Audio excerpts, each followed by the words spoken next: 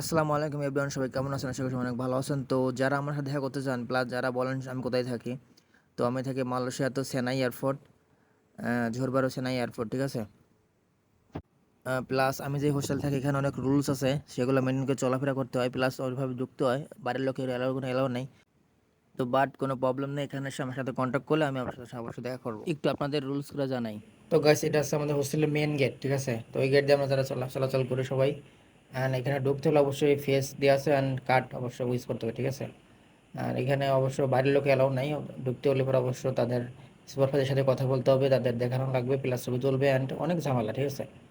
আর যারা এখানে থাকে তারা তো অবশ্যই জানেনি কেমন কীভাবে ঢুকতে হবে। কার্ড দুইটা ইউজ করতে হবে, অ্যান্ড কার্ড আছে এখানে ইউজ করার জন্য যারা এখানে থাকে আর কি। এটা চলে তো অনেক সুন্দর, সিস্টেমটা অনেক সুন্দর লাগছে, অনেক ভালো। তো এটা আমাদের নিরাপত্তা করার জন্য দেয়া।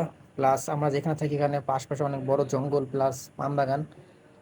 এখানে সেরকম কোনো সিস্টেম নাই, এই জন্য আর কি নিরাপদ চারদিকে প্রাচীর দিয়ে আমাদের এই সিস্টেমটা এখানে করে দেওয়া। অবশ্য মালয়েশিয়ার সব জায়গায় সব হোস্টেলেই এরকম নিরাপত্তা দেওয়া।